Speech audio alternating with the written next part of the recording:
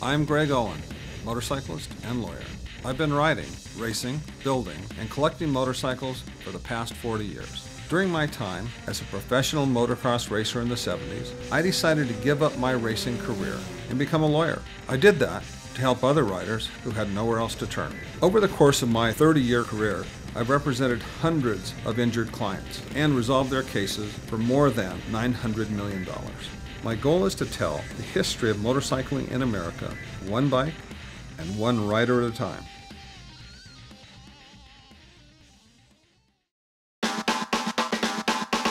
Tom White opened the doors to the Early Years of Motocross Museum to host Bikes and Burgers, a fundraiser to benefit the High Hopes Head Injury Program.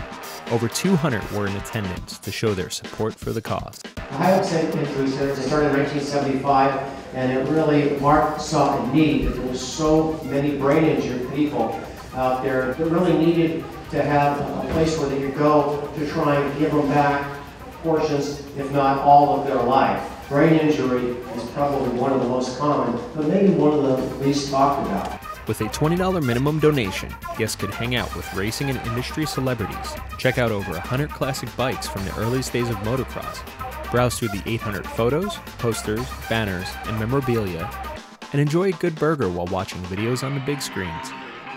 All of the proceeds go to help others who can't afford to pay for their loved ones who have suffered from head injuries. The reality of it is 90% of the head injury, it bankrupts their families end up, usually a lot of times, in divorce, and they don't have the funds to take care of the brain injury.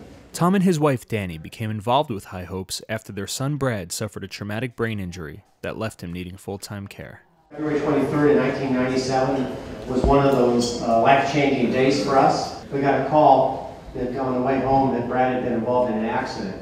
What had happened is he had gone up to a building that was just down the street from our White Brothers, where we had about 20 of these motorcycles parked. We also had this XR75 that he had been riding since he was 5. He got on that mini bike that night to adjust the carburetor at this building and went around the corner, and somebody had put up a chain to block the parking lot. He didn't see the chain, and the chain clotheslined him and basically crushed his windpipe and larynx. The paramedics did what they could do on the spot, transported him, but his heart stopped 1 minute before the hospital, and he was flatlined for 14 minutes, but he had severe brain trauma and actually brainstem injury. Throughout all the years since the accident, the White family has never given up on Brad. But he's 100% cognitive up there, and he understands, and he probably has more enjoyment in some ways in life than a lot of people that don't have significant injuries. There's some heroes here tonight, but he is probably the biggest hero in my life, and the biggest hero that he's been able to stay positive and realize that God let him survive for a reason, and his reason is basically to maybe kind of show all of us that just waking up every morning is a good thing. And so, I'm a big fan for Brad.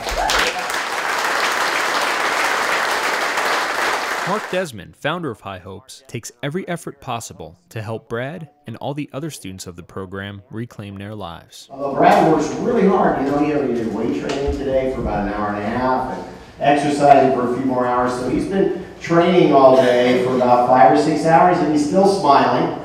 He wasn't smiling when he first got up here today, but I told him a vacation's coming up for High Hopes in about a week, and was he going to be disappointed? And he had a big smile on his face. So brain injured people can get better, and it takes an enormous amount of work.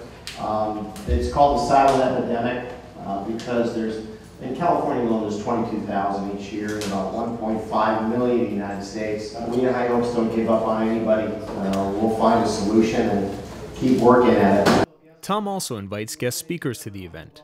This time, it was former professional motocross racer and 2000 Ironman world champion David Bailey.